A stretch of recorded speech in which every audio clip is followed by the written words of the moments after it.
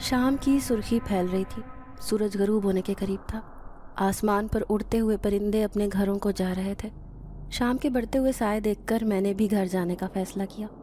मुझे हमेशा घर जाने की कोई जल्दी नहीं होती थी। घर में था ही कौन जो मेरा इंतज़ार करता। माँ को फौत हुए 2 साल का अरसा गुजर चुका था। कुछ अरसा तो अब्बा ने अम्मा की जुदाई को महसूस किया और दुनिया से कट के रह गया, लेकिन अब वो मेरी माँ की जगह पर किसी और को लाना चाहता था। मुझे इस पर कोई एतराज़ नहीं था। घर में अम्मा होती थी तो मैं सरे शाम ही घर लौट जाता था। अब तो खाली झोंपड़ी काट खाने के लिए आती थी। अपनी और अपने अब्बा के खाने का इंतज़ाम भी मुझे खुद ही करना पड़ता था। रात को एक पुरानी सी टूटी हुई चारपाई पर सोने के लिए लेटता तो थकावट के बावजूद नींद नहीं आती थी। अम्मा का प्यार भरा चेहरा निगाहों के सामने घूमता रहता और मेरी आंखों से निकलने वाले आंसू तकिए में जज्ब होते रहते थे। अगर अब्बा की आंख खुल जाती तो मुझे सोने के लिए कह देते। बहुत बार उन्होंने मुझे समझाया कि जो एक बार इस दुनिया से चला जाए वो वापस नहीं आता, इसीलिए आगे बढ़ जाओ। अगर ऐसे ही अपनी माँ को याद करते रहे तो बीमार पड़ जाओगे। लेकिन मेरा खुद पर इख्तियार ना था। मैं सारा दिन गलियों में आवारा घूमता रहता और अपने कंधे पर लटकाए हुए थैले में कचरे में से कारआमद सामान निकाल कर डालता रहता। शाम के वक्त ये सामान कबाड़िए की दुकान पर बेच देता, जिससे मुझे कुछ रकम मिल जाती थी। घर का निज़ाम चलाने के लिए ये रकम मददगार साबित होती थी। अम्मा के मरने से पहले तो मुझ पर कोई जिम्मेदारी ना थी। अपने ख्यालों में मगन मैं आगे बढ़ रहा था। अब मैं शहर से बाहर कच्ची सड़क पर आ गया था। ये कच्ची सड़क हमारी बस्ती की तरफ जाती थी। इसके दोनों अतराफ में झाड़ियाँ और दरख्त उगे हुए थे। अचानक ही मेरे बढ़ते हुए कदम रुक गए और मैं जल्दी से चंद कदम पीछे हट गया। एक सांप झाड़ियों से निकलकर रास्ते में आ गया था। बहुत खौफनाक और बड़ा सा सांप था, जिसे देखकर मुझे अपना सांस रुकता हुआ महसूस हो रहा था। सांप धीरे धीरे चलते हुए दूसरी तरफ की झाड़ियों में उतर गया।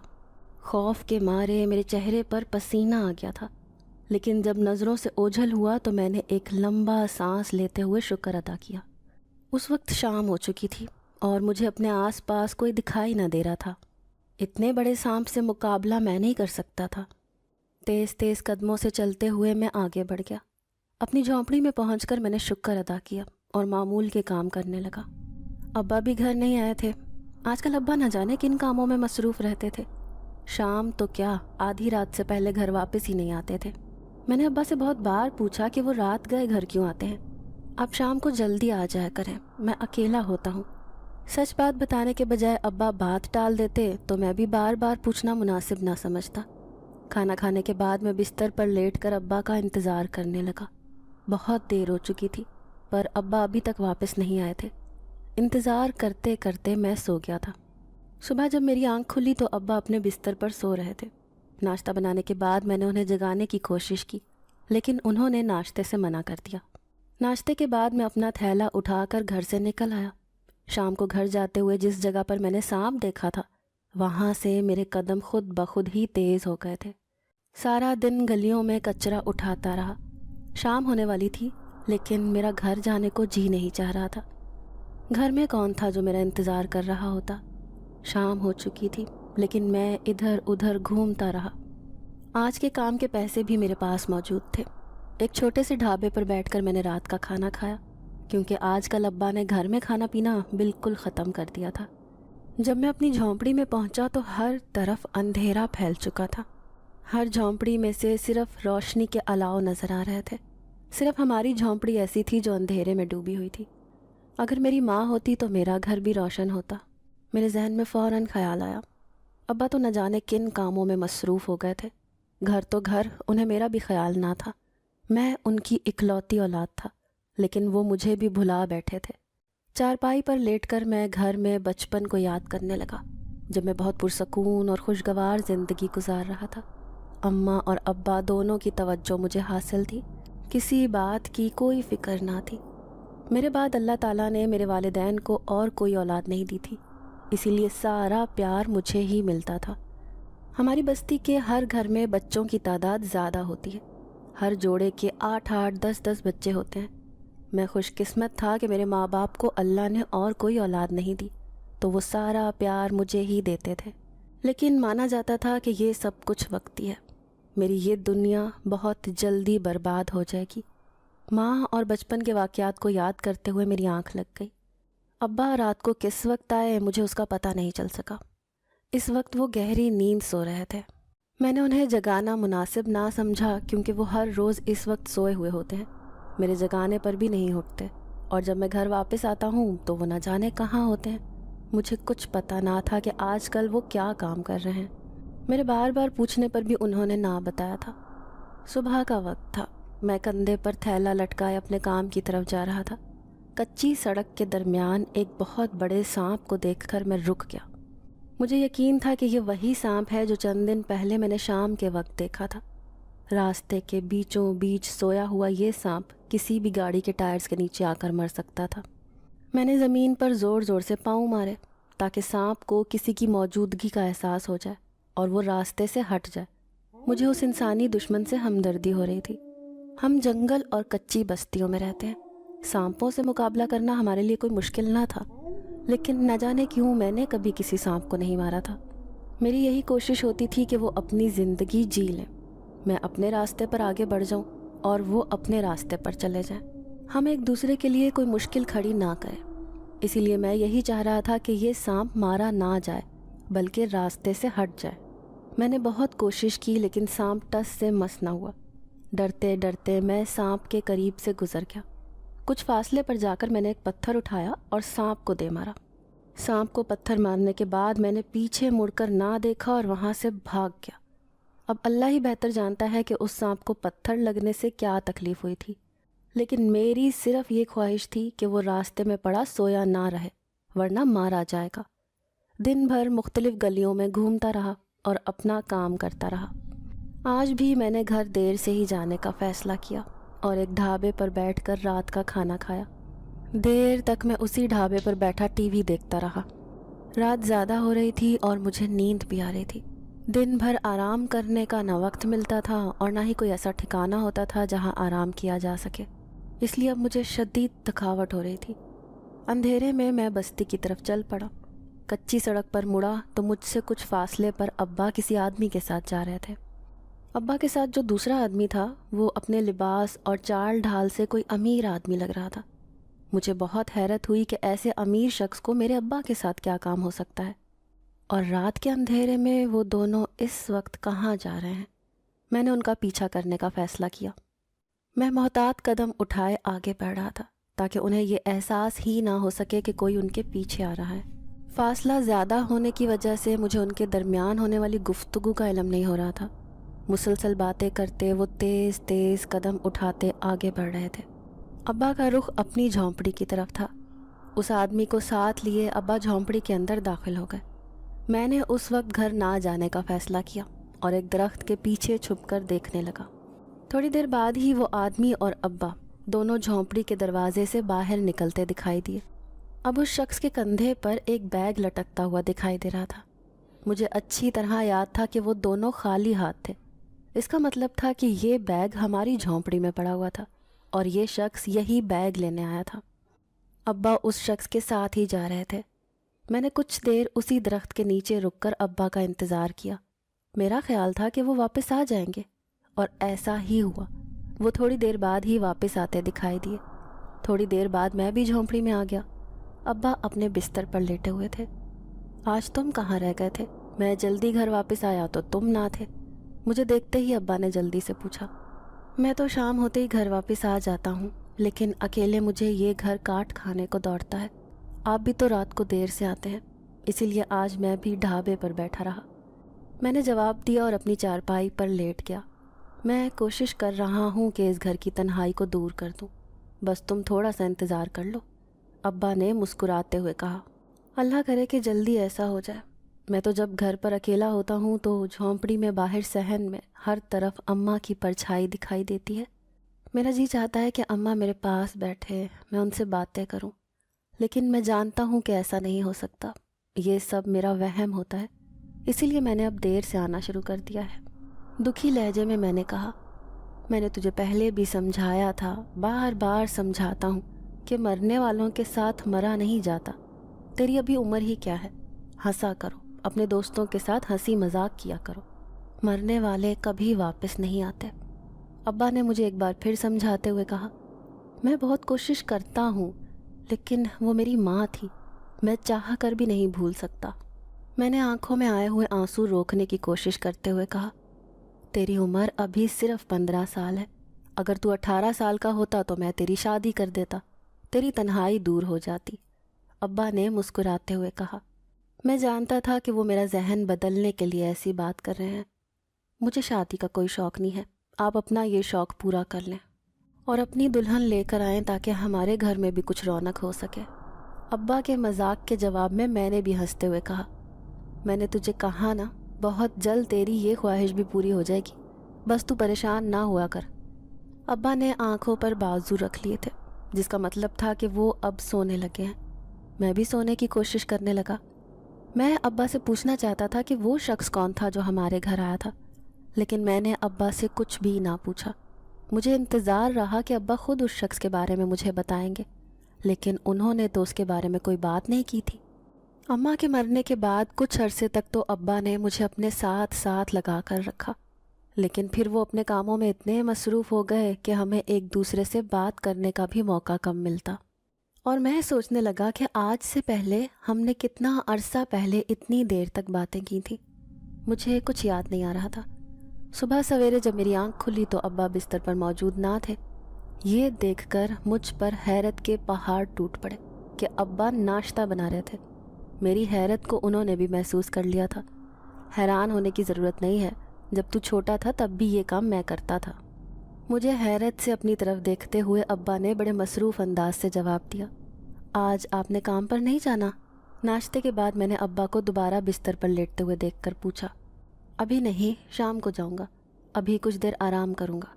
مجھے ایک شخص کا انتظار ہے، جب وہ آئے گا یا مجھے بلائے گا تو میں چلا جاؤں گا، ابا نے جواب دیا۔ آپ سے میں نے بہت بار پوچھا ہے لیکن آپ نے مجھے نہیں بتایا کہ آپ کیا کام کرتے ہیں اور کس آدمی کے ساتھ کام پر جا رہے ہیں۔ نہ چاہتے ہوئے بھی میں نے ابا سے پوچھ لیا۔ ابھی تو میں کوئی کام نہیں کرتا، لیکن بہت جلد تمہیں بتاؤں گا کہ میں ایک کام شروع کرنے والا ہوں، تمہیں بھی اپنے ساتھ کام میں شامل کر لوں گا، پھر سارا دن گلیوں میں گھومنے پھرنے کی ضرورت نہیں پڑے گی۔ ابا نے کچھ سوچتے ہوئے جواب دیا۔ مجھے ان کی کسی بات کی سمجھ نہیں آئی تھی، لیکن میں سر ہلاتا ہوا جھونپڑی سے باہر نکل آیا۔ مجھے تجسس ہو رہا تھا کہ ایسا کون سا کام ہے جو ابا کرنے جا رہے ہیں، لیکن مجھے اس کے بارے میں کچھ اندازہ نہ تھا۔ اچانک ہی مجھے اپنے بالکل قریب سے سانپ کی آواز سنائی دی۔ چھلانگ لگا کر میں کچھ فاصلے پر ہوا، گردن موڑ کر پیچھے کی طرف دیکھا تو خوف اور حیرت سے میری آنکھیں پھٹی کی پھٹی رہ گئیں۔ یہ وہی سانپ تھا جسے کل میں نے پتھر مارا تھا۔ اب تو میری حالت غیر ہونے لگی تھی۔ مجھے تو ایسا لگ رہا تھا یہ سانپ مجھ سے بدلہ لینے لگا ہے۔ کل میں نے اسے پتھر مارا تھا، لیکن میں اس سانپ کی زبان نہیں سمجھتا تھا کہ میں اسے بتا سکتا کہ میں نے اسے پتھر کیوں مارا تھا۔ میری توقع کے عین مطابق سانپ بہت تیزی سے میری طرف بڑھا۔ میرے پاس وقت نہ تھا۔ اپنی جان بچانے کے لیے میں نے پیچھے مڑ کر نہ دیکھا اور بھاگنا شروع کر دیا۔ میں اپنی پوری طاقت سے بھاگ رہا تھا۔ جو سفر میں نے پیدل چل کر آدھے گھنٹے میں طے کرنا تھا، وہ دوڑتے ہوئے میں نے 10 منٹ میں کر لیا۔ میں بڑی سڑک پر پہنچ چکا تھا، جہاں پر ٹریفک کا ہجوم تھا۔ یہاں پہنچ کر میں نے کچھ سانس لیا، زمین پر بیٹھ کر اپنی بے قابو ہونے والی سانسوں کو بحال کرنے لگا۔ مجھ میں ہمت نہیں ہو رہی تھی کہ پیچھے مڑ کر دیکھتا۔ ہمت کرتے ہوئے میں نے اس راستے کی طرف دیکھا جس پر دوڑتا ہوا میں آیا تھا۔ اللہ کا شکر ادا کرتے ہوئے میں نے ایک لمبا سانس لیا کہ وہ سانپ میرا پیچھا کرتے ہوئے یہاں تک نہیں پہنچا تھا۔ اب مجھے یہ فکر تھی کہ شام کو واپسی پر بھی اکثر میں اکیلا ہی ہوتا ہوں۔ اس کے علاوہ ہماری بستی کو اور کوئی راستہ جاتا بھی نہیں تھا۔ اگر سانپ نے مجھ پر حملہ کر دیا تو میں اس کا مقابلہ نہیں کر سکتا تھا، کیونکہ وہ ایک بہت بڑا سانپ تھا۔ آج میرا دل کسی کام میں نہیں لگ رہا تھا۔ موت کے سائے مجھے اپنے اوپر لہراتے ہوئے دکھائی دے رہے تھے، اور میں اپنے آپ کو کوس رہا تھا کہ مجھے سانپ سے نیکی کرنے کی کیا ضرورت تھی۔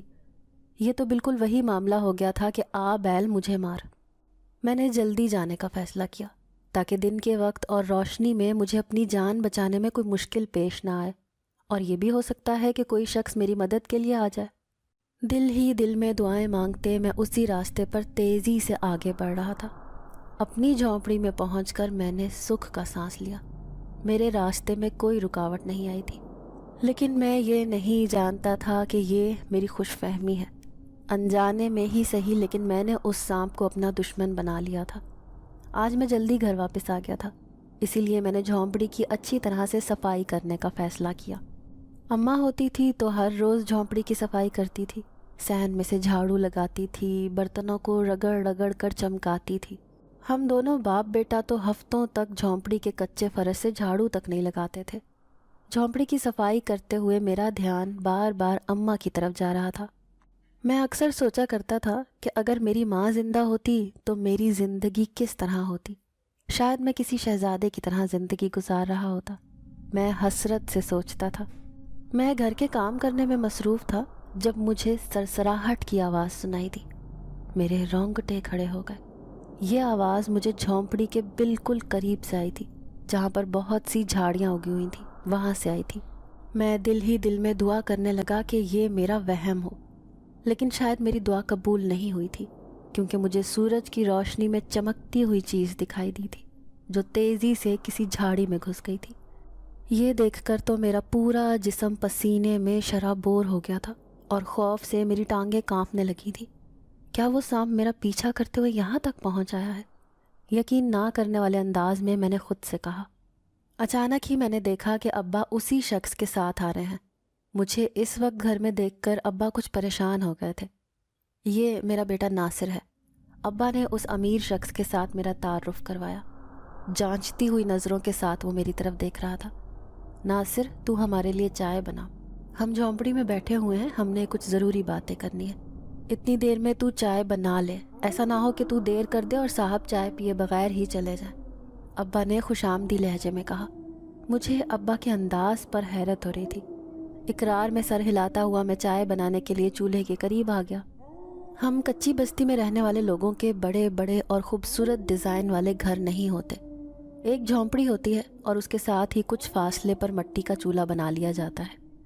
بارش ہو، سردی ہو یا آندھی طوفان، اسی چولہے پر کھانا بنایا جاتا ہے۔ میں بھی چولہے میں لکڑیاں جلا کر چائے بنانے لگا۔ ابھی چائے بن ہی رہی تھی جب وہ شخص اور ابا دونوں جھونپڑی سے نکل کر باہر چلے گئے۔ تھوڑی دیر بعد ابا اکیلے ہی واپس آئے۔ یہ کیا؟ میں چائے بنا رہا تھا اور صاحب چلے گئے، آپ نے انہیں روکا نہیں؟ حیران ہوتے ہوئے میں نے پوچھا۔ ابا بہت خوش دکھائی دے رہے تھے۔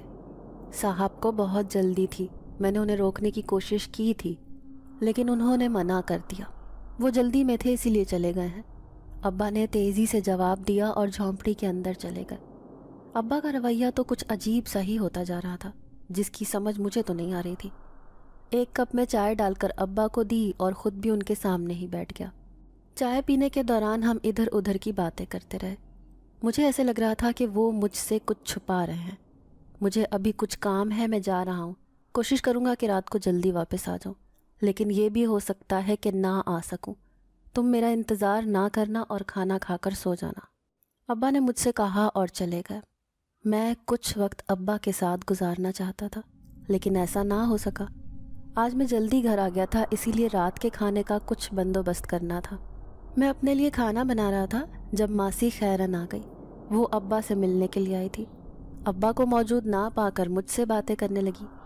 اب کچھ ہی عرصہ باقی ہے گھر کے کام کرنے کے لیے، تمہارا باپ نئی بیوی لے آئے گا، پھر تمہیں کوئی مسئلہ نہیں ہوگا۔ ماسی خیرن نے مجھے کھانا بناتے ہوئے دیکھا تو ہنستے ہوئے کہا، پتہ نہیں کتنا عرصہ باقی ہے، ابا بھی ہر وقت یہی کہتے رہتے ہیں کہ بس تھوڑا عرصہ، اللہ جانتا ہے کتنا عرصہ باقی ہے۔ ماسی خیرن کے سامنے زمین پر بیٹھتے ہوئے میں نے جواب دیا، تمہارا باپ کوشش کر رہا ہے، بہت جلد ہی وہ رقم جمع کر لے گا، پھر سب مسئلے حل ہو جائیں گے۔ ماسی نے سنجیدگی سے کہا، رقم؟ کون سی رقم؟ ابا کو رقم کی ضرورت کیوں ہے؟ حیران ہوتے ہوئے میں نے پوچھا۔ مجھے لگتا ہے کہ تمہیں علم نہیں ہے، ساری بستی جانتی ہے، ایک تم ہی لا علم ہو۔ ماسی خیرن نے افسوس سے گردن ہلاتے ہوئے کہا، ایسی کیا بات ہے جس کو پوری بستی جانتی ہے لیکن میں نہیں جانتا؟ آپ تو اچھی طرح سے جانتی ہیں کہ میں صرف اپنے کام سے کام رکھتا ہوں۔ جب سے میری ماں اس دنیا سے گئی ہے میں نے لوگوں سے باتیں کرنا ہی چھوڑ دی ہیں، دکھی لہجے میں نے کہا۔ میں اچھی طرح جانتی ہوں، پر اس دنیا میں رہنے کے لیے ہمیں بہت سی باتوں کا خیال رکھنا پڑتا ہے۔ تجھے اس بات کا علم ہی نہیں ہے کہ تمہارا باپ بستی کے سرپنچ کی بہن سے شادی کرنا چاہتا ہے۔ سرپنچ اس رشتے کے لیے راضی نہیں، لیکن تمہارا ابا ہر قیمت پر اسی لڑکی سے شادی کرنا چاہتا ہے جس پر سرپنچ نے تمہارے باپ سے ایک بڑی رقم کا مطالبہ کیا ہے، اور اب وہی رقم جمع کرنے کی کوششوں میں لگا ہوا ہے۔ دن اور رات کا اسے کوئی دھیان نہیں، بس کام کام اور کام ہی کرتا جا رہا ہے۔ میں کتنے دنوں سے اس سے ملنے کی کوشش کر رہی ہوں، لیکن جب بھی گھر پر آتی ہوں کوئی بھی گھر پر موجود نہیں ہوتا۔ ماسی خیرن نے میری طرف دیکھتے ہوئے تفصیل سے بتایا، ابا کو اگر شادی کرنی ہی ہے تو کسی ایسی عورت سے کرتا جو گھر سنبھال لیتی۔ سرپنچ کی بہن کو میں اچھی طرح سے جانتا ہوں، وہ تو ابا سے آدھی عمر کی ہے، پھر ابا کو ایسی کیا مجبوری آن پڑی ہے کہ اسی سے شادی کرنی ہے۔ ماسی خیرن کی بات سن کر میں نے غصے سے کہا، بس بیٹا، یہ جو اس عمر کا عشق ہوتا ہے نا، یہ ایسا ہی ہوتا ہے، کچھ سجھائی نہیں دیتا، ہوش حواس سب کھو جاتے ہیں۔ ماسی خیرن نے بھی افسوس کرتے ہوئے کہا، انہیں بھی شاید میری طرح ابا کے اس فیصلے سے اختلاف تھا۔ اب کیا ہو سکتا ہے، جب ابا نے فیصلہ کر لیا ہے تو ہم کون ہوتے ہیں ان کے فیصلے سے اختلاف کرنے والے؟ میں نے لاپرواہ انداز سے جواب دیا، حالانکہ مجھے ابا کے اس فیصلے پر بہت غصہ آ رہا تھا، لیکن میں نے ماسی خیرن کے سامنے اپنے غصے پر قابو رکھا۔ میں تو تیرے باپ کرم دین سے ہی ملنے آئی تھی، اسے کہنا چاہتی تھی کہ وہ اپنے فیصلے پر غور کرے۔ سرپنچ کی بہن بہت منہ زور ہے، ایسا نہ ہو کہ کچھ ہاتھ نہ آئے، پیسے بھی ہاتھ سے چلے جائیں، اور وہ لڑکی بھی تمہارے باپ کو چھوڑ دے۔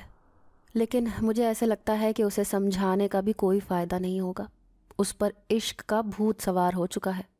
ماسی خیرن نے تیز لہجے سے کہا، آپ صحیح کہہ رہی ہیں، مجھے بھی ایسے ہی لگ رہا ہے، لیکن ہم کیا کر سکتے ہیں جب ابا نے خود ہی برباد ہونے کا فیصلہ کر لیا ہے۔ میں نے افسوس بھرے لہجے سے کہا، تو اپنے باپ کو روکنے کی کوشش کر، اسے سمجھا کہ زندگی گزارنے کے لیے بہت سمجھداری کا ثبوت دینا پڑتا ہے۔ وہ اونچے گھر کی بچی ہے، تمہارے گھر کو کیسے سنبھالے گی؟ ماسی خیرن نے سر پیٹتے ہوئے کہا، مجھے ابا نے اس بارے میں کچھ بھی نہیں بتایا، لیکن میں پھر بھی انہیں سمجھانے کی کوشش کروں گا۔ آپ جانتی ہیں نا کہ ان کے ساتھ زبردستی نہیں کی جا سکتی، وہ ہمیشہ سے اپنی مرضی کے مالک رہے ہیں۔ میں نے شکوہ کرتے ہوئے کہا، میں سب کچھ اچھی طرح سے جانتی ہوں، لیکن ایک بار پھر تجھے کہوں گی کہ اپنے باپ کو سمجھانے کی کوشش کرنا، ایسا نہ ہو کہ ہمارے ہاتھ کچھ بھی نہ آئے اور جگہ سائی بھی ہو۔ کرسی سے اٹھتے ہوئے ماسی خیرن نے کہا۔ ماسی کے جانے کے بعد میں اپنے بستر پر آ کر لیٹ گیا، اب کھانے پینے کی کوئی خواہش باقی نہ رہی تھی۔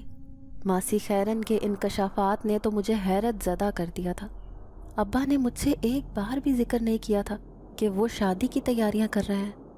مجھے بہت دکھ ہو رہا تھا، میری ماں نے اس گھر کے لیے سب کچھ کیا تھا، لیکن اس کے مرتے ہی ابا نے اس کی ساری وفائیں بھلا دی تھیں اور عشق معشوقی شروع کر دی تھی۔ یہ تو اچھی بات تھی کہ میں نے بستی میں آنا جانا بالکل چھوڑ دیا تھا۔ جب سے اماں مری تھی میں نے سب دوستوں کو خیر آباد کہہ دیا تھا۔ بستی والے ابا کے بارے میں کیا کیا باتیں کرتے ہوں گے، اچھا تھا کہ مجھے علم نہیں تھا۔ رات کو بہت دیر تک میں ابا کا انتظار کرتا رہا، لیکن وہ نہ آئے۔ صبح ابا اپنے بستر پر موجود تھے اور گہری نیند سو رہے تھے۔ میں نے انہیں جگانا مناسب نہ سمجھا۔ آج میرا دل بہت اداس تھا، ناشتہ کرنے کا جی نہیں چاہ رہا تھا، اسی لیے خاموشی سے اپنے کام کے لیے نکل پڑا۔ میں اپنے خیالوں میں مگن آگے بڑھ رہا تھا۔ مجھے اس بات کا خیال ہی نہ رہا کہ سانپ مجھ پر حملہ بھی کر سکتا ہے۔ یہ تو اللہ کا شکر تھا کہ میں اس جگہ سے خیر و عافیت سے گزر آیا۔ میں اپنے خیالات میں مشغول تھا، اگر سانپ مجھ پر حملہ کر دیتا تو میں کچھ بھی نہیں کر سکتا تھا، لیکن اس پر میں دل ہی دل میں اللہ کا شکر ادا کر رہا تھا کہ میں بچ گیا تھا اور مجھے کسی مصیبت کا سامنا نہیں کرنا پڑا تھا۔ دل بہت اداس تھا، کسی کام میں دل نہیں لگ رہا تھا۔ اماں کے مرنے کے بعد ابا ہی اس دنیا میں میرا پہلا اور آخری سہارا تھا، لیکن مجھے ایسے لگ رہا تھا کہ ابا بہت جلد مجھے ہمیشہ کے لیے چھوڑ دیں گے۔ یہ سوچ کر ہی میری آنکھوں میں آنسو آ گئے تھے۔ سڑک کے کنارے ایک دکان کے سائے میں بہت دیر تک بیٹھا رہا۔ آس پاس سے گزرنے والے لوگوں کی مجھے کچھ پرواہ نہ تھی۔ سچ کہوں تو مجھے کچھ ہوش ہی نہ تھی کہ کون میرے آس پاس سے گزر رہا ہے اور مجھے کن نظروں سے دیکھ رہا ہے۔ مجھے صرف ابا کی فکر تھی کہ وہ نہ جانے کن بکھیڑوں میں پڑ گئے تھے۔ میں انہیں کسی تکلیف میں نہیں دیکھ سکتا تھا، اسی لیے چاہتا تھا کہ وہ ہمیشہ پرسکون اور خوش رہیں۔ دیر تک میں ڈھابے پر بیٹھا رہا۔ ना चाहते हुए भी मैंने खाना खा लिया था, क्योंकि जानता था कि घर में खाने के लिए कुछ नहीं होगा। घर जाने का जी ही नहीं चाह रहा था, लेकिन घर के अलावा मेरे पास और कोई ठिकाना भी ना था। कच्ची सड़क पर मैं तेज़ तेज़ कदम उठाते आगे बढ़ रहा था। अचानक ही मुझे गाड़ी की आवाज़ सुनाई दी। एक गाड़ी तेज़ी से आ रही थी। मैं जल्दी से रास्ते से हट गया। मैंने देख लिया था कि गाड़ी में अब्बा और वही शख्स बैठे हुए थे जिसे मैं पहले भी अब्बा के साथ देख चुका था।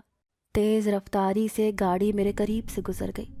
अचानक ही मुझे फ़िज़ा में चीख की आवाज़ सुनाई दी। ये आवाज़ मेरे करीब से ही आई थी। मैं उसी समत बढ़ने लगा। कुछ कदम आगे बढ़ा ही था कि मुझे किसी के कराहने और सिसकियाँ लेने की आवाज़ सुनाई दी। अंधेरे में कुछ दिखाई नहीं दे रहा था, लेकिन मुझे बहुत हैरत हो रही थी कि यहाँ पर इस वक्त कौन हो सकता है। कराहने की आवाज़ मुसलसल आ रही थी। चांद की रोशनी तो थी, लेकिन झाड़ियों और घास में कुछ दिखाई नहीं दे रहा था। अंदाजे से मैं आगे बढ़ रहा था। अचानक ही एक हैरत अंगेज़ मंजर देखा जिसने मुझे खौफज़दा कर दिया था। चांद की रोशनी में चमकती हुई चीज़ देखकर मुझे अंदाज़ा हो गया था। ये एक बहुत बड़ा सांप था जो उस वक्त शदीद ज़ख्मी था। उसके ज़ख्मों से खून बहकर इर्द गिर्द फैल गया था। अजीब बात यह थी कि वो तकलीफ़ से कराह रहा था और उसके मुंह से ऐसी आवाज़ें निकल रही थी जैसे कि कोई इंसान हो। डरते डरते आगे बढ़कर मैंने देखा तो सांप के जिस्म से तेज़ी से खून बह रहा था। मुझे सांप से खौफ भी आ रहा था, लेकिन मैं उसकी मदद करना चाहता था। उसकी तकलीफ़ से कराहने की आवाज़ें मुझे तकलीफ़ दे रही थी। मैंने इधर उधर देखा, कुछ समझ नहीं आ रही थी कि क्या करूं। उसके ज़ख्मों से खून तेज़ी से बह रहा था। ज़मीन से मिट्टी उठा उठाकर मैं उसके ज़ख्मों पर डालने लगा। मेरी कोशिश थी कि किसी तरह से उसका खून बहना बंद हो जाए। ये भी मैं अच्छी तरह जानता था कि अगर सांप थोड़ा सा भी ज़ख्मी हो जाए तो चूंटियाँ उसे ज़िंदा नहीं छोड़ती, बल्कि उसके मरने से पहले ही उसके साथ चिमट जाती हैं और गोश्त नोच नोच कर खाने लगती हैं, यहाँ तक कि सांप मर जाता है। खून बहना कम हो गया था। मुझे गाड़ी की आवाज़ सुनाई दे रही थी। शायद अब्बा और वो आदमी वापस जा रहे थे। अब मैं कुछ फासले पर था, इसीलिए उन्हें देख ना सका। ये भी हो सकता था कि अब्बा घर पर ही हो और वो आदमी वापस चला गया हो। मैं तुम्हारी मदद करना चाहता हूँ, लेकिन मुझे तुमसे डर लग रहा है। अगर तुम मेरे साथ चलो तो मैं तुम्हारा इलाज करने की कोशिश करूँगा। खौफज़दा लहजे में मैंने सांप से कहा। मैंने सुना था कि सांप इंसान की ज़ुबान समझ लेते हैं, इसीलिए उसे समझाने की कोशिश करने लगा। मुझे उम्मीद तो ना थी कि वो मेरी कोई बात समझ सकेगा। कमर पर लटका हुआ थैला खोल कर मैंने सांप के सामने रख दिया। अगर तुम चाहते हो कि मैं तुम्हारा इलाज करूं और तुम मुझे कोई तकलीफ़ ना दो तो इस थैले में घुस जाओ। मैं तुम्हें अपने घर ले जाऊंगा और हर मुमकिन कोशिश करूंगा कि तुम्हें कोई तकलीफ़ ना हो, बल्कि ये तुम्हारे ज़ख्म ठीक हो जाएं। उस वक्त मेरी हैरत की कोई इंतहा ना रही जब सांप अपने ज़ख्मी जिस्म को घसीटते हुए उस थैले में घुस गया। थैले का मुंह मजबूती से बंद करके मैंने हाथ में पकड़ लिया।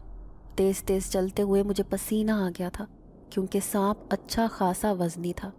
अब्बा घर पर मौजूद ना थे। झोंपड़ी में पहुंचकर मैंने थैले का मुंह खोल दिया। सांप बाहर निकल आया। तब मैंने उसे गौर से देखा। उसका जिस्म बुरी तरह ज़ख्मी था और ये मादा सांप थी, एक नागिन थी। मैंने उसके ज़ख्मों पर दवाई लगाई और पुरानी सी चादर में उसे लपेट दिया। मैं उसे चूंटियों से भी बचाना चाहता था। घर में उस वक्त दूध ना था। उसकी मरहम पट्टी करने के बाद मैं चारपाई पर लेट गया। अब्बा की नज़रों से बचाने के लिए मैंने उस नागन को झोंपड़ी में छुपा दिया था। मुझे अंदेशा था कि अगर मेरी गैर मौजूदगी में अब्बा को नज़र आ जाता तो वो उसे मार देते। मैं अब्बा का इंतज़ार कर रहा था, लेकिन वो ना आए और मैं सो गया। सुबह जब मेरी आंख खुली तो अब्बा का बिस्तर खाली था। अब्बा का खाली बिस्तर देखकर मुझे हैरत हुई थी, क्योंकि अब्बा ने पहले कभी रात घर से बाहर नहीं गुजारी थी। मैं दिल ही दिल में अब्बा की खैरियत की दुआ करने लगा कि वो किसी मुसीबत में ना हो। मैंने नागिन को देखा। उसके ज़ख्म अब बेहतर लग रहे थे, उनसे खून नहीं बह रहा था। एक बार फिर मैंने ज़ख्मों की सफाई की और उन पर दवा लगा दी। दुकान से दूध खरीद कर लाया और एक खुले मुंह वाले बर्तन में दूध डालकर उसके सामने रख दिया। नागिन ने जल्दी से वो दूध पी लिया, जिससे मुझे अंदाज़ा हुआ कि वो भूखी थी। मुझे देर हो रही थी, इसीलिए मैं उसे कपड़े में लपेट कर एक कोने में रख दिया। आज मुझे तन्हाई का एहसास नहीं हो रहा था। मैं नागिन से ऐसे बातें करता रहा जैसे वो कोई इंसान हो اور میری باتیں سمجھ سکتی ہو۔ آج دیر ہو چکی تھی، اسی لیے میں ناشتے کے بغیر ہی گھر سے نکل پڑا۔ آج بھی میرا ذہن کام کی طرف بالکل بھی نہیں تھا۔ بار بار ابا اور ناگن کے بارے میں سوچنے لگتا۔ مجھے ایسے لگ رہا تھا کہ وہ اسی گاڑی سے زخمی ہوئی تھی جس میں ابا بیٹھے ہوئے تھے۔ تیز رفتاری کی وجہ سے شاید انہیں سانپ دکھائی نہیں دیا اور وہ سانپ کو کچلنے کی کوشش کرتے ہوئے آگے بڑھ گئے۔ یہ تو اچھا ہوا کہ بر وقت پہنچ کر میں نے سانپ کی مدد کر دی، ورنہ وہ تو مر جاتا۔ شام سے پہلے ہی میں گھر لوٹ آیا تھا۔ جھونپڑی سے اندر داخل ہوا تو ایک روح فرسا منظر دیکھ کر میری چیخ نکل گئی۔ رحم کے جذبے سے مغلوب ہو کر میں جس ناگن کی مدد کر رہا تھا، بالکل اسی طرح کا ایک اور سانپ میری آنکھوں کے سامنے تھا۔ دو ایک جیسے سانپ دیکھ کر تو میری خوف سے ٹانگیں کانپنے لگی۔ میں کچھ سمجھ نہیں پا رہا تھا کہ میں کیا کروں، ان سانپوں کو مار دوں یا چھوڑ دوں۔ مجھے ایسے لگ رہا تھا کہ میری نیکی میرے گلے پڑ گئی ہے۔ اچانک سے ایک اور عجیب و غریب واقعہ رونما ہوا جس نے مجھے حیران پریشان کر دیا۔ میری نظر ادھر سے ادھر ہوئی ہی تھی کہ ایک سانپ غائب ہو چکا تھا۔ زخمی سانپ اسی جگہ پر موجود تھا۔ میں آنکھیں مل مل کر دیکھنے لگا۔ مجھے ایسا لگا کہ میرا وہم تھا، یہاں پر ایک ہی سانپ تھا۔ ابا اس وقت بھی گھر پر نہ تھے اور مجھے ایسے لگا کہ وہ کل سے گھر واپس ہی نہیں آئے۔ سانپ کے ساتھ ساتھ مجھے ابا کی پریشانی بھی ہو رہی تھی۔ ایسا کبھی نہیں ہوا تھا کہ ابا گھر سے اتنی دیر تک باہر رہے ہوں۔ میں یہ بھی نہیں جانتا تھا کہ وہ کہاں کام کرتے ہیں۔ اگر کچھ میرے علم میں ہوتا تو میں اس جگہ پر چلا جاتا جہاں وہ کام کرتے تھے۔ ناگن کی بھوک کا خیال کرتے ہوئے میں ایک بار پھر باہر گیا اور اس کے لیے دودھ لے کر آیا۔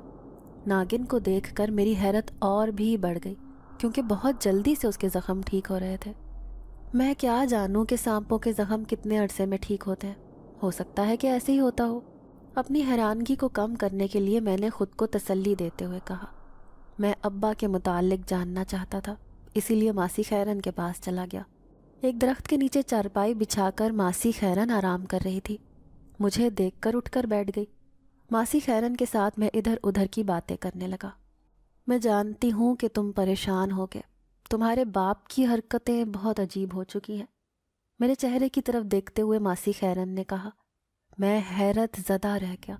انہیں کیسے علم ہوا کہ میں ابا کے لیے پریشان ہوں؟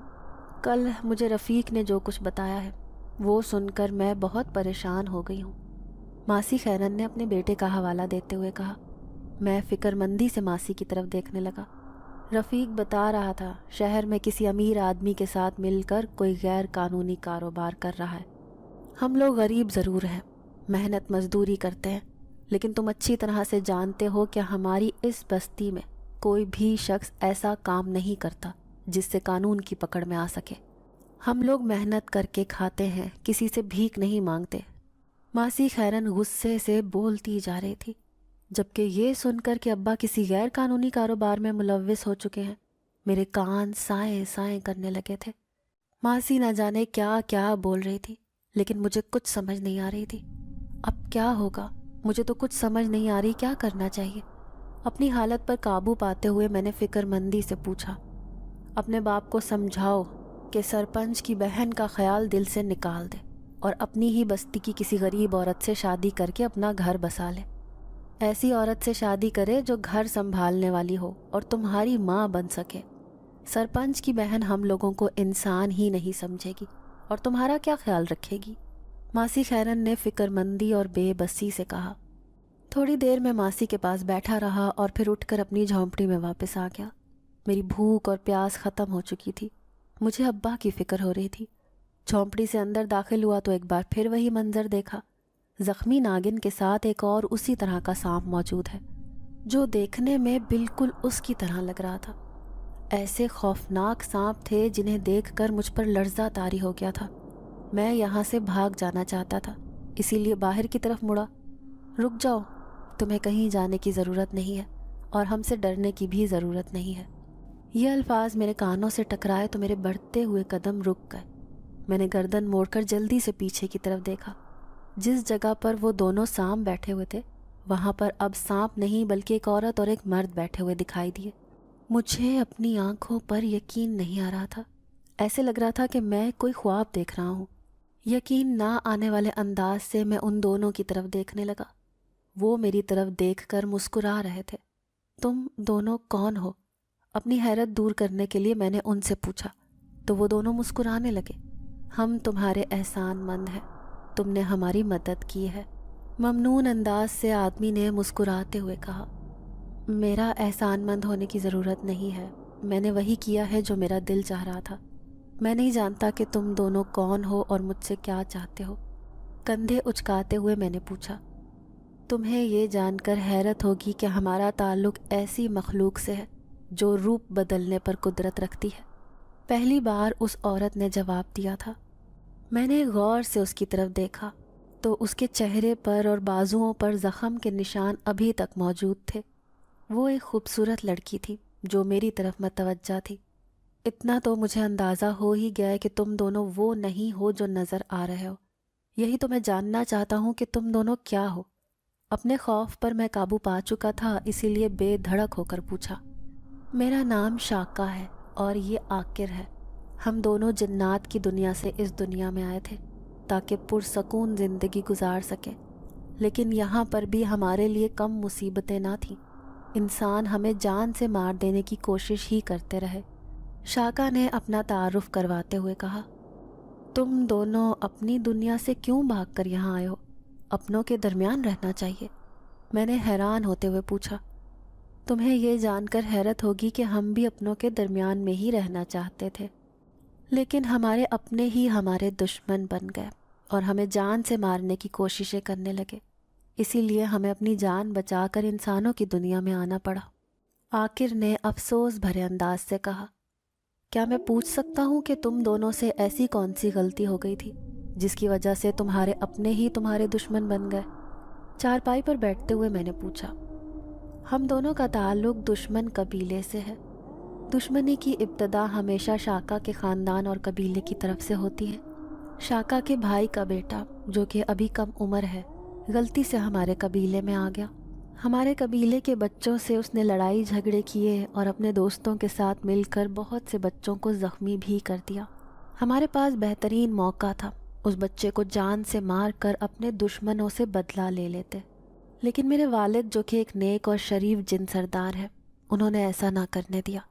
قبیلے والے تو بہت غصے میں تھے، لیکن میرے والد صاحب نے انہیں سمجھایا کہ بچے نادان ہوتے ہیں، بہادر لوگ بچوں اور عورتوں کے ذریعے بدلہ نہیں لیتے۔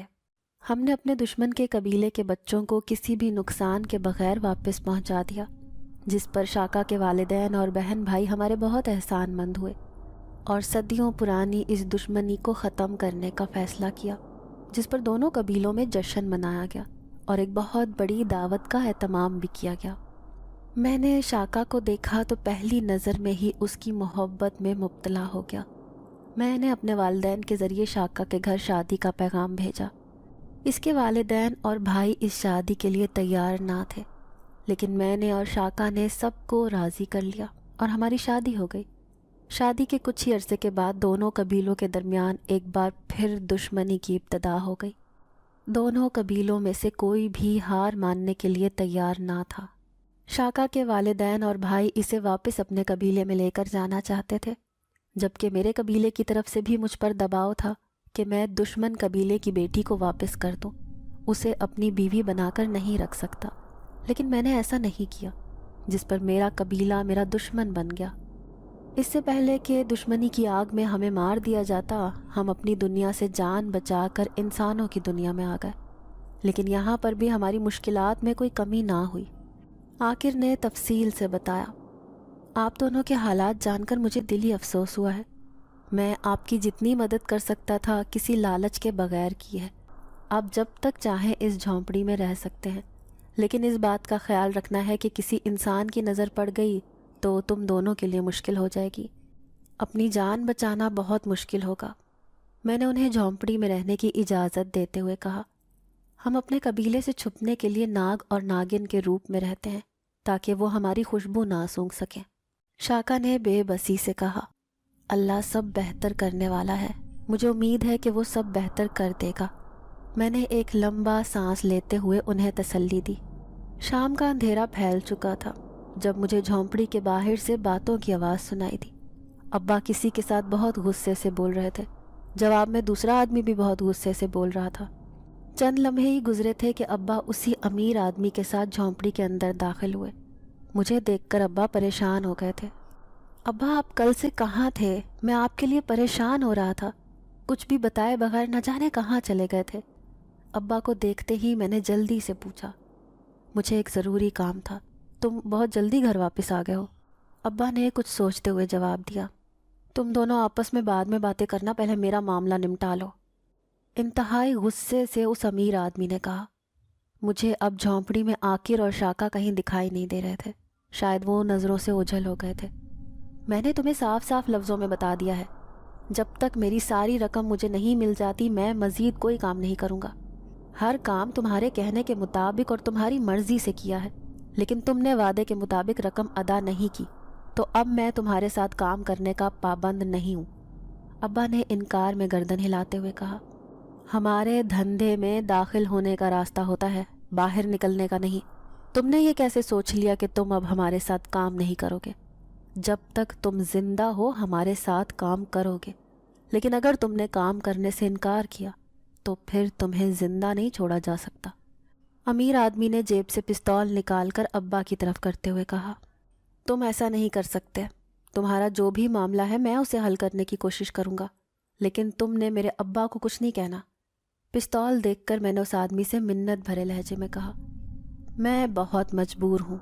हमारे धंधे में किसी पर रहम नहीं खाया जाता और ना ही किसी दुश्मन को जिंदा छोड़ा जाता है। तंजिया मुस्कुराहट चेहरे पर सजाए उस आदमी ने कहा। मैंने तुम पर एतबार किया था, तुम्हारा हर माल वक्त पर पहुंचाया और उसकी अपनी जान से बढ़कर हिफाजत की, लेकिन तुमने मेरे साथ क्या किया? मुझे ही धोखा दिया। सारा पैसा तो तुमने संभाल लिया है, मेरी मेहनत का मुझे कोई सिला नहीं दिया, और अब भी मैं तुम्हारे साथ काम करता रहूं? ऐसा नहीं हो सकता। अब्बा ने ज़िद्दी लहजे से कहा। अगर तुम अपनी ज़िद पर कायम हो तो फिर मरने के लिए तैयार हो जाओ, क्योंकि मैं अपने दुश्मनों को ज़िंदा नहीं छोड़ सकता। बहुत अफसोस से मुझे ये बताना पड़ रहा है कि अब तुम्हारा बेटा भी तुम्हारे साथ मरेगा। किसी दुश्मन या गवाह को ज़िंदा छोड़ने का मतलब है अपने लिए ख़तरा छोड़ देना। उस आदमी ने मसनूई दुखी लहजे से कहा। मेरे बच्चे की तरफ आंख उठाकर भी मत देखना, ये मेरा और तुम्हारा मसला है। अब्बा ने गुस्से से कहा। अब तो तुम्हारे बेटे को पता चल गया है। क्या करूं, मजबूर हूं, वरना मुझे कोई शौक नहीं है किसी को जान से मारने का। मेरे सर का निशाना लेते हुए उसने कहा। नहीं नहीं, तुम ऐसा नहीं कर सकते। अब्बा ने उसे रोकने की कोशिश की। अचानक ही फायर हुआ। एक बुलंद चीख की आवाज़ सुनाई दी। मैंने आंखें बंद कर ली थी। आंखें खोलकर देखा तो हैरत अंगेज मंजर था।